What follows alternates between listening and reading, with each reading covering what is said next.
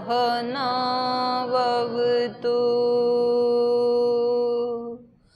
सहनौ भुनक्तु सह वीर्यं करवावहै तेजस्विनावधीतमस्तु मा विद्विषावहै। ओम शांति शांति शांति।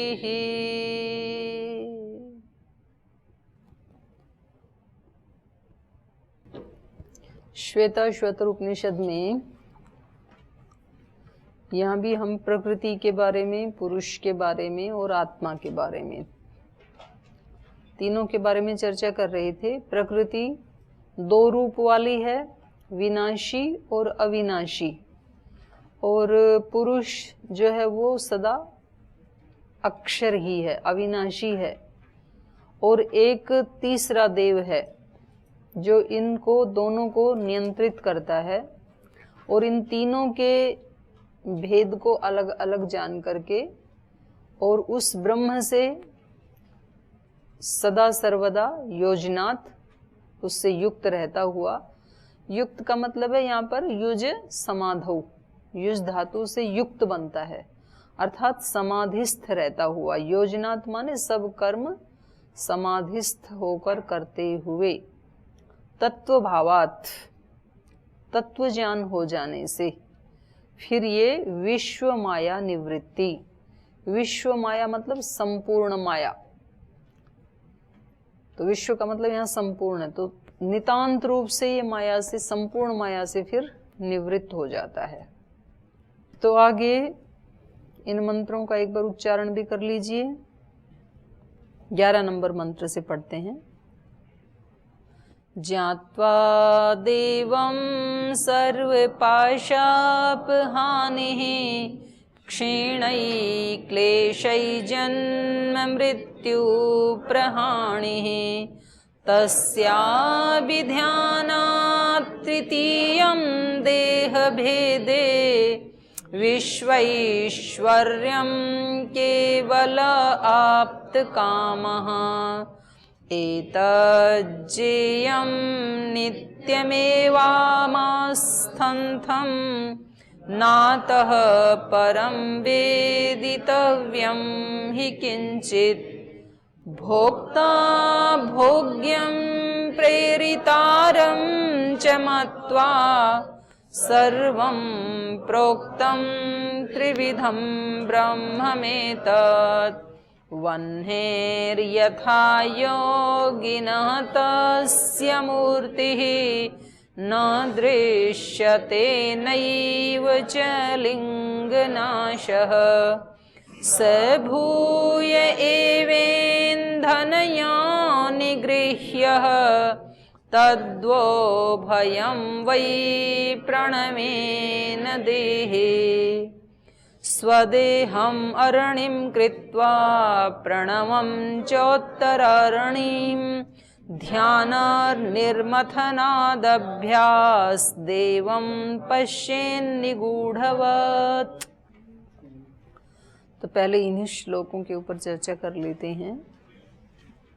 बात चल रही थी कि जब हम नित्य उससे युक्त रहते हैं और उसका ही अभिध्यानात् ध्यान चिंतन करते हैं और उनके स्वरूप को भी जान लेते हैं, विनाशी और अविनाशी इस रूप में अपने स्वरूप को भी जान लेते हैं, तो फिर संपूर्ण माया के पाशों से हम निवृत्ति पा लेते हैं, मुक्त हो जाते हैं। यही असल में निवृत्ति का मार्ग है।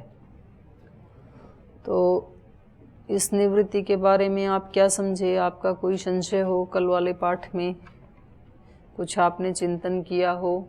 ओम दीदी जी। जी कल विचारों के बारे में पढ़ रहे थे। विचारों की भीड़ समाप्त हो जाती है, वहाँ एकांत है, आपने कल जी उसमें बताए थे। और मन आत्मा शांत हो जाता है, वहीं एकांत है। आत्मा तो शांति है पहले से ही, मन। तो मेरा प्रश्न इसमें ये उठता है कि पहले के समय भी हमारे ऋषि मुनि एकांत में, वन में, जंगल में जाके ध्यान साधना करते थे, गुफाओं में, तो क्या संसार में उनका मन नहीं लगता था कि उनका ध्यान नहीं हो पाता? नहीं, सहायक होता है ना बाहर का एकांत भी। जो वन में, जंगल में, गुफा में जाते हैं तो वहाँ दूसरे व्यक्तियों के जो विचारों के जो वाइब्रेशंस होते हैं वो वहाँ होते नहीं हैं, क्योंकि जब वहाँ मनुष्य नहीं है तो उसके वाइब्रेशंस भी नहीं है। तो वो जो स्थान का जो एकांत है वो इस मन के एकांत में सहायक बनता है, लेकिन सहायक उसी का बनेगा जो पहले यहाँ अपने मन को साधना सीख गया है, या वास्तव में जिसको उस स्थिति को प्राप्त करने की नितांत अभिलाषा है, अभीप्सा है। नहीं तो वहाँ और जो लोग भील जाति आदि के लोग रहते हैं, कुछ इक्के दुक्के तो रहते हैं, कुछ कबीले तो रहते ही हैं, उनका मन शांत नहीं होता है। मतलब उस तरह का शांत नहीं होता है जैसे योगी का होता है। तो स्थान की भी अपनी चेतना होती है, व्यक्ति की भी चेतना होती है, युग की भी चेतना होती है। जैसे सतयुग की अपनी अलग चेतना है, फिर मध्य युग की अलग है, त्रेता की अलग है, द्वापर की अलग है, कलयुग की अलग है। युग की भी चेतना होती है, स्थान की भी चेतना होती है। आप इस कक्षा में बैठते हैं तो यहाँ की अलग चेतना है, आप अपने कक्ष में होते हैं तो अलग चेतना है, किचन में जाते हैं वहाँ की अलग चेतना है, फिर वॉशरूम में जाते हैं तो वहाँ की अलग चेतना है। तो हर जगह की स्थान की भी एक चेतना होती है। तो इसलिए वो जंगल में जाते थे कि वो वहाँ की जो चेतना है, अभी भी कभी देखा होगा आपने कि जब व्यक्ति बहुत परेशान हो जाता है ना, दुखी हो जाता है, तो फिर कहता है मेरे को थोड़ी देर के लिए अकेला छोड़ दो, फिर वो अपने आप को बंद कर लेता है। किसी किसी का ऐसे होता है, और फिर थोड़ी देर के बाद ठीक हो जाता है। तो इन बाहर के लोगों के जो वाइब्रेशंस थे वो उसको मैच नहीं कर पा रही थी। कभी व्यक्ति ऐसे स्थान पे रहता है कि उस स्थान में मेजॉरिटी ऐसी हो जाती है कि टेंशन की, तनाव की, हर व्यक्ति की हर क्रिया के ऊपर डाउट किया जाना, और हम उसको अपनी ही मर्जी से खींच के चलाना चाहते हैं। तो फिर ये व्यक्ति कहता है कि ऐसे तो मैं कब तक जीऊँगा, क्योंकि वो रबर को बहुत ज़्यादा खींचने से भी फिर वो टूट जाता है ना, और बिल्कुल छोड़ दें तो इतना ढीला हो जाता है तो उससे स्वर नहीं निकलता है। तो ये यम नियम आदि जो संस्थान में हो, घर में हो, कहीं भी देश में हो, अब मोदी जी ने इतना टाइट कर दिया जीएसटी सब जगह, ये वो, मतलब कोई स्थान छोड़ा नहीं उन्होंने कि कोई व्यक्ति बेईमानी कर सके, भ्रष्टाचार कर सके, अपनी तरफ से बहुत ज़्यादा टाइट कर दिया। तो अब और ज़्यादा अपराध बढ़ने लगे हैं। लोग फिरौती आदि मांग के पता नहीं कैसे कैसे वो किसी के बैंक का अकाउंट नंबर पूछ लेते हैं, और बोले आपको गाड़ी बेचनी है तो हम आप इतनी, जैसे गाड़ी या सामान बेचने के लिए लोग देते हैं ना, ऐड आदि देते हैं किसी, हमें अपनी गाड़ी बेचनी है पुरानी और ये हम 2 लाख में दे देंगे, ऐसा ऐसा मॉडल है, उसकी तस्वीर सब डालते हैं उस पर। तो ये व्यक्ति वहाँ से फ़ोन करता है कि हमें आपकी गाड़ी खरीदनी है, आपने 2 लाख कीमत रखी है तो इतना तो नहीं जम रहा, कुछ कम करो। तो उन्होंने कहा कि आप बता दो फिर कितना। तो उन्होंने कहा कि इसमें से कम ना आप 20,000 कम करो या 10,000 कम करो, जो भी। तो 2 लाख में से 10-20 हज़ार भी कम किए तो भी 180, 190 हो गए। फिर वो सौदा तय हो गया, और फिर वो कहेंगे कि आप अपना अकाउंट नंबर बताओ, हम उसमें अभी डाल देते हैं पैसे। वो व्यक्ति अकाउंट नंबर बताएगा, और फिर पता नहीं आजकल ये मोबाइल के ऊपर भी पे करो, सेंड करो, उससे नंबर गूगल पे वो मांग लेते हैं उसका पूरा। जैसे ही वो देगा तो ये व्यक्ति उसको फ़ोन करेगा कि जी पैसे डाल दिए हैं, आपको अभी एक मैसेज आएगा, आप मैसेज खोल लीजिए। और जैसे ही वो मैसेज खोलेगा तो वो कहेगा कि आप वो नंबर डालो, तब मैसेज खुलेगा। फिर वो जैसे ही नंबर डालेगा तो वो पैसे उसके अकाउंट से कट जाएंगे। इतने जो 180, 190 थे ना, वो जो फ़ोन था वो किसी फ्रॉड व्यक्ति का था। गए अपने अकाउंट से, अपने हाथों से 2 लाख रुपए हमने दे दिए। तो इस तरह के धंधे अभी बहुत डेवलप हो रहे हैं। और खास करके बड़े शहरों में।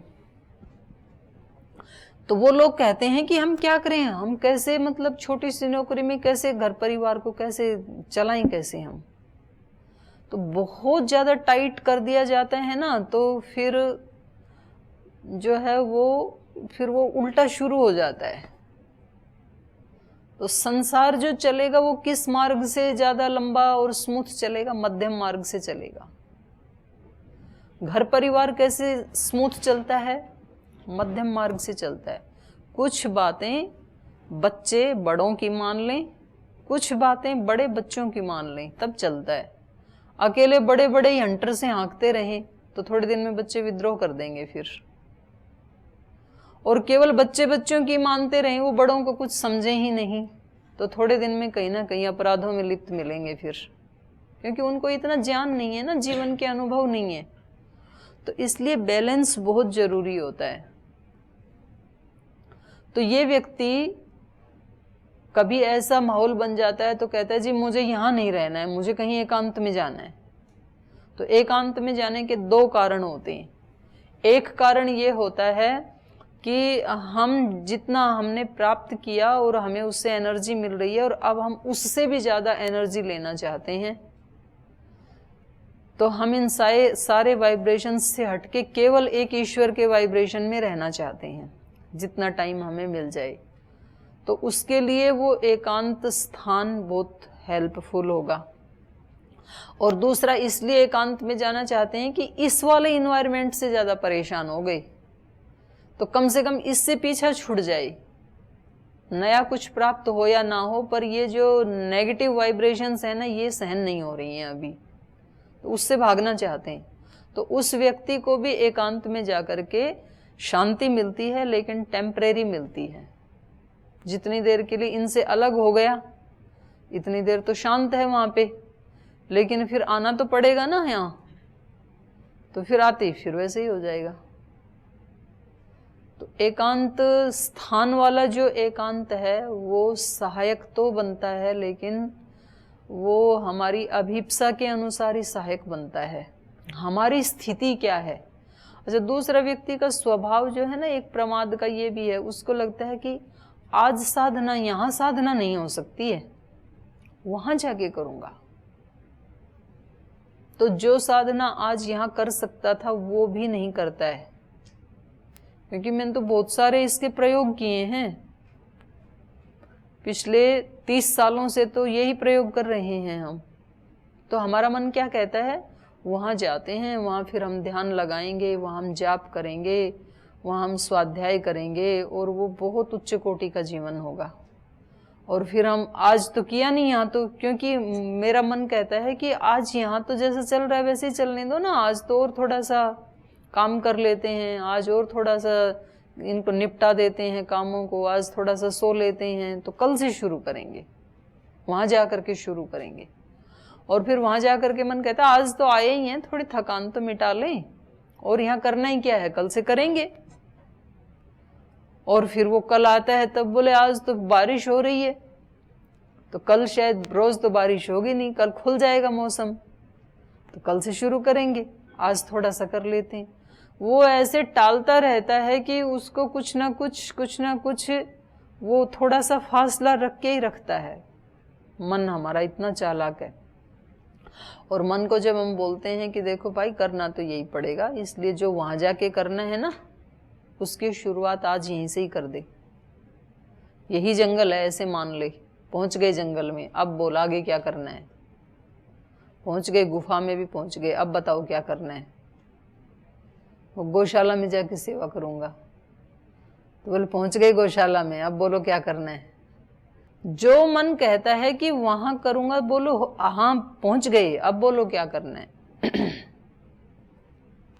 तो फिर आज यदि हम यहाँ कर पा रहे हैं तो फिर हम वहां भी कर पाएंगे, और नहीं तो वहां करने में क्या कठिनाई आएंगी उनका आज यहाँ अनुभव हो जाएगा हमें।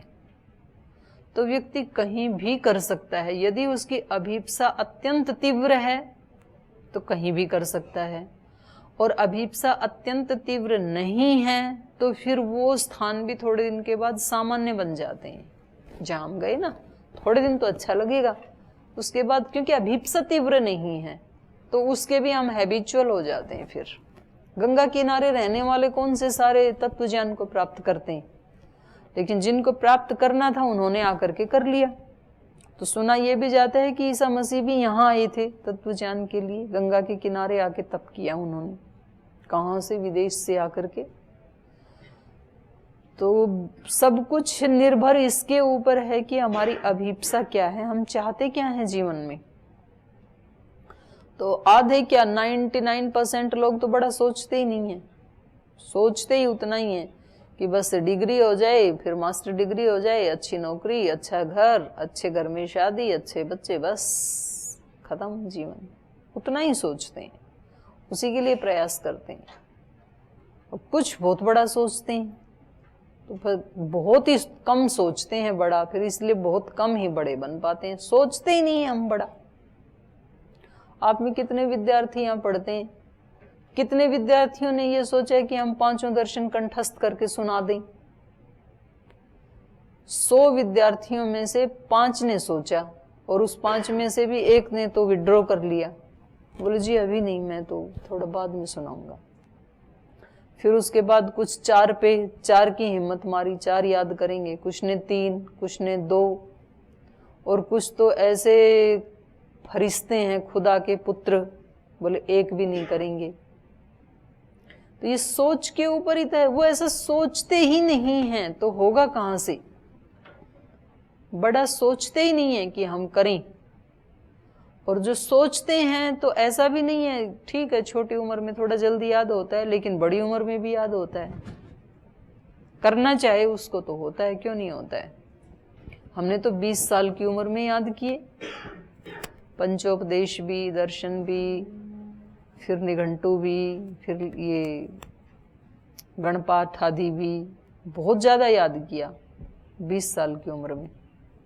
और पहले तो कुछ भी याद करने वाला ऐसा तो होता ही नहीं है, स्कूल कॉलेजेस में तो करना है तो वो कभी भी कर लेगा।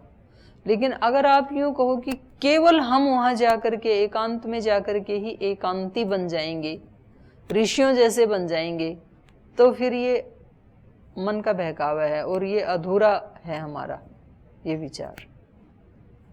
तो मैंने एकांत मन का होता है ये जो कल बताया था, इससे मेरा ये अभिप्राय बिल्कुल नहीं था कि कहीं एकांत स्थान में जाना ही नहीं है और आपको जाकर के सब्जी मंडी के बीच में बैठना है ऐसे ध्यान लगा के कि हम तो पक्के संघर्षों को, चैलेंजेस को फेस करने वाले हैं, हम तो यहाँ तत्व ज्ञान करके दिखाएंगे। ये मेरा अभिप्राय नहीं था। आप एकांत स्थान चुने जितना पॉसिबल है। गुरुकुल में रहते हैं तो गुरुकुल में जहाँ एकांत है, 3 बजे उठ के आप टेरेस पे जाके बैठ जाओ और 3 से 4 करो ध्यान, पूरा एकांत है। कहीं भी आप ढूंढ लो जहाँ भी आप रहते हैं। जो लोग अपने घरों में रहते हैं, अब उनके तो वहाँ वहीं बच्चे, वहीं रिश्तेदार, माता पिता, बीवी सब वहीं हैं। तो या तो वो जब सब सो रहे हैं उस समय उठ करके बैठ लें 10, 20, 50 मिनट, जितना उनके पास वो अफोर्ड कर सकते हैं। या फिर उस घर में से ही एक कोई छोटा सा कैबिन बना लें। रसोई घर, वॉशरूम आदि के लिए भी तो हम कोना बनाते ही हैं ना, तो ऐसे एक छोटा सा कोना बना लें, तो उसके एक अलग वाइब्रेशंस होते हैं, तो वहाँ बैठ के कर लें। उतना भी बनाना पॉसिबल नहीं है तो कभी एक कोना निश्चित कर लें कि इस कोने में यहाँ हम दीपक जलाएंगे, यहाँ हम ध्यान उपासना करेंगे। कहीं भी कर सकता है व्यक्ति। तो जैसा हम मान लेते हैं वैसे ही फिर हमारे को उस स्थान के वो जो है ना स्पंदन मिलने लगते हैं। तो आप सब ने देखा होगा दक्षिण भारत में तो सब अपने घरों में एक मंदिर बनाते हैं, उत्तर भारत में नहीं बनाते। उत्तर भारत में ड्राइंग रूम, डाइनिंग रूम, ये रूम, वो रूम सब बनाएंगे, भगवान के लिए कोई स्थान नहीं, नो एंट्री, बनाते नहीं। भगवान के लिए ज़्यादा से ज़्यादा क्या करेंगे, एक अलमारी या एक कोई, उसको वो बोलते थे पहले तो आड़ा बना लेंगे। आड़ा बोलते हैं, मतलब जिसमें एक दीपक जला लो, जिसके दरवाजे आदि नहीं होता है। अलमारी में तो स्टेप्स होते हैं, तो ऐसे एक वो कर लिया निश्चित, भाई इसमें धूप दीप रखेंगे, दीपक जलाएंगे, एक मूर्ति रखेंगे, तो भी वहां जाकर के व्यक्ति का भाव बदलता है, उसका सिर झुकता ही है। तो स्थान का महत्व है, ये मैं नहीं कहती हूँ कभी भी स्थान का महत्व नहीं है, पर केवल स्थान कुछ नहीं करता है। स्थान तो हमारी भावना से बनता है, तो उसको हमने जैसे मान लिया। अब वहाँ जो रहने वाले लोग हैं, अभी मैंने देखा जहाँ मैं वहाँ गई थी अपने BR हिल्स में, तो वहाँ पर वो थोड़े जंगली जातियाँ हैं, वो तो उनको आजकल ना सरकारें फ्री में चावल देने लग गई, दाल देने लग गई वोट लेने के लिए। तो वो तो कुछ भी नहीं है इतना देना, उनको 20-30 किलो चावल दे देते हैं, थोड़ा दाल दे देते हैं, थोड़ा गुड़ दे देते हैं, मिट्टी तेल दे देते हैं। उससे पहले उनके पास उतना भी नहीं था, खाने को भी नहीं था, एक टाइम खाते थे वो लोग। अब उनको दोनों टाइम खाने को देती है सरकार, इसलिए वो पहले कुछ मेहनत मजदूरी कर लिया करते, अब उन्होंने बिल्कुल काम करना छोड़ दिया। वो ऐसे सोचते ही नहीं है कि खाने को तो सरकार ने ले ली, तो और जो कमाएंगे उससे हम अपना पक्का मकान बना लें। एक कच्ची सी झोपड़ी है, हाथी आके उसको तोड़ जाता है। तो मतलब अपरिग्रह का कहीं साक्षात रूप देखना हो तो वहां देख सकते हैं, कोई चिंता नहीं। और जिस दिन उनको लगे कि आज तो ये खत्म हो गया रेशन, तो उस दिन वो मजदूरी पे जाते हैं। फिर उस दिन आज कमा के लाए तो कल उसको खा लेंगे, फिर कल नहीं जाएंगे। आप बुलाते रहो। मैं गई वहां, 4 दिन तक हमें लेबर चाहिए था वो झाड़ी काटने के लिए, उनको बुलाने के लिए जाएं तो बोले जी और सब लोगों से तो हम 200 रुपये लेते हैं मजदूरी के, आपसे 250 लेंगे। मैंने कहा ऐसा क्यों? बोले आप तो बाहर वाले हो, चले जाओगे। अच्छा, बहुत भोले हैं, सीधा बोलते हैं, बाहर वाले हो इसलिए आपसे 250 लेंगे। तो हमने कहा चलो 250 ही दे देंगे, आप आ जाना, क्योंकि हमें तो करवाना है ये काम। तो एक दिन इंतजार किया, नहीं आई। फिर शाम को गए, बोल कल पक्का आएंगे, आज तो बादल आ गया था, बारिश आ गई थी। या दूसरे दिन भी इंतजार किया, बिल्कुल नहीं आई। ऐसे करते करते 5 दिन इंतजार किया उनका, 5 दिन नहीं आई। और शाम को जाएं तो बोले पक्का आएंगे। आज हम डॉक्टर के पास चले गए थे, आज बच्चा बीमार हो गया था। तो मैंने कहा ये आते क्यों नहीं है? 5वें दिन तो मैं खुद ही लगी, फिर लेकर के कस्सी लेके मैं लग गई। तो मेरे साथ साथ ये जो गए थे मेरे साथ, सिकंदर और सुंदर, और वहाँ के भी 2 ड्राइवर थे अपने, उनको लगना ही पड़े। अब मैं लगूंगी तो कैसे बेचारे बैठे रहें। उसके बाद 6ठे दिन आए वो, बोल जी कोई काम है तो बताओ, आप लोग आए थे बुलाने के लिए। अरे मैंने कहा भले आदमी, काम तो हो गया सारा। तो फिर मैंने वहाँ एक थोड़े से प्रतिष्ठित व्यक्ति हैं मल्लेश जी, उनसे मैंने पूछा, मैंने कहा भैया ये आते क्यों नहीं है? बोले आज इनके चावल खत्म हुए होंगे इसलिए ये आए हैं। तो या तो वो उनको थोड़े बहुत पैसे बच जाएं तो शराब पी लेते हैं, इतने पवित्र स्थान में रह के। मतलब तपस्या के लिए बहुत सुंदर स्थान है वो। और या तो फिर अपने दाल चावल खा के आराम से सोते हैं, कोई टेंशन नहीं है उनको। अब दूसरे लोग इतनी दूर जाते हैं कि वहां तपस्या करेंगे, वो वहां रह करके भी तपस्या नहीं करते हैं। तो सारी चेतना स्थान की, व्यक्ति की, इन्वायरमेंट की, उसका सदुपयोग वही कर सकता है जो उसके प्रति जागरूक है और उसको पाने की योग्यता रखता है और उसका कोई लक्ष्य है। जिस व्यक्ति का लक्ष्य नहीं है कुछ भी, उसको आप कहीं भी ले जाओ। ऋषि मुनियों का लक्ष्य था, उनको लगता था कि हमें अपना चित्त कैसा बनाना है जिसमें सुई की नोक के बराबर भी कहीं राग या द्वेष का प्रवेश ना हो। और जब हम यहाँ संसार में सबके बीच में रहते हैं तो बहुत प्रयत्न करते हुए भी कहीं ना कहीं थोड़ा बहुत, कहीं ना कहीं राग या द्वेष या आसक्ति, कोई ना कोई विचार आ ही जाता है। तो कुछ दिन हम ऐसे स्थान में रहें कि ये विचार आने की संभावना ही ना हो, और फिर हम उस पवित्र स्थिति में कुछ दिन रह लेंगे तो फिर वो हमारा स्वभाव बन जाएगा। जैसे कोई व्यक्ति कुछ दिन बिना स्वेटर के सर्दी में रहने का अभ्यास कर लेता है तो फिर उस सर्दी को सहन करना उसका स्वभाव बन जाता है, फिर वो आसानी से सहन कर लेता है। तो इसलिए वो वहाँ उसकी प्रैक्टिस करके विशुद्धता की, अंतःकरण के शौच की, वहाँ प्रैक्टिस करके अभ्यास करके फिर वो यहाँ आकर के भी नहीं फंसते। तो वापस तो यहाँ आते ही हैं सभी महापुरुष, चाहे वो भगवान बुद्ध हैं, महावीर हैं, हमारे ऋषि हैं, कोई भी हैं, महर्षि दयानंद हैं। महर्षि दयानंद भी तो कितने दिन जंगलों में, पहाड़ों में, हिमालय में, कहाँ कहाँ साधना की उन्होंने। उसके बाद आके यहाँ भी वैसे ही रहे, निर्लिप्त भाव से ही वो। तो एकांत, मन वाला जो एकांत है वो ज़्यादा महत्वपूर्ण है और पावरफुल है, और बाहर वाला जो एकांत है वो उसमें सहायक बनता है। और अभीप्सा यदि तीव्र है तो किसी भी स्थान पे व्यक्ति एकांत बना ही लेगा। क्योंकि जो पुरुष थे, तो हमारे समाज में पुरुषों की एक अलग स्थिति है, वो घर से निकल भी गए, हिमालय में भी चले गए, साधनाएं भी की, लेकिन बहनों की एक अलग स्थिति है, तो प्राय वो नहीं जा पाती हैं। तो जैसे दक्षिण में वो एक माता जी हैं, माता अमृतानंदमयी, मछुआरे कुल में पैदा हुई, सारे गांव में वो मछुआरों का ही गांव है, किसी को पता नहीं भक्ति क्या होती है। मछली पकड़ के लाना, उसको बेचना, आधी मछली खा लेना, आधी से अपना चावल आदि खरीद के लाना बेच के, ऐसे चलता है वहाँ। वहाँ पर वो ध्यान समाधि लगा के बैठे, सारे गांव वाले उसको पागल बोलते थे। आप लोग तो देख के आए ना, आप में से कुछ अभी गए थे वहाँ।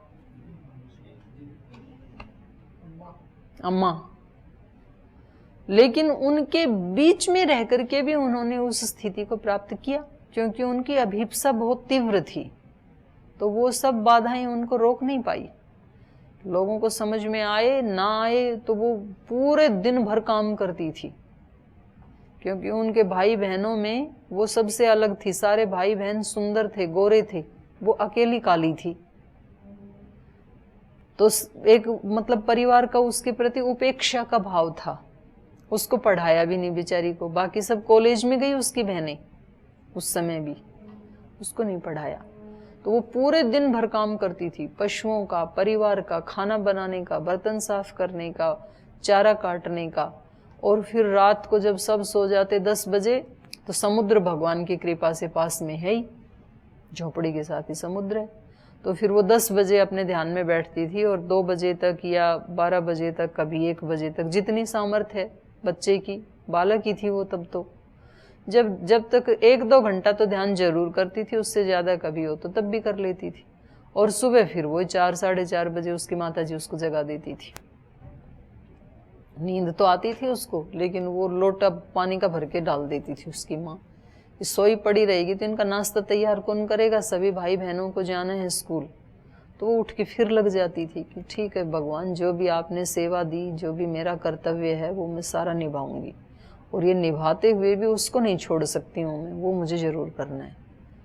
तो जब भी उसको मौका मिलता, अपने घर के छोटे से उसमें कोने में मंदिर में दिया जला करके, वो भी ना मिले तो पेड़ के नीचे, गांव के बाहर, मतलब उसने छोड़ा नहीं, और उसने प्राप्त कर लिया।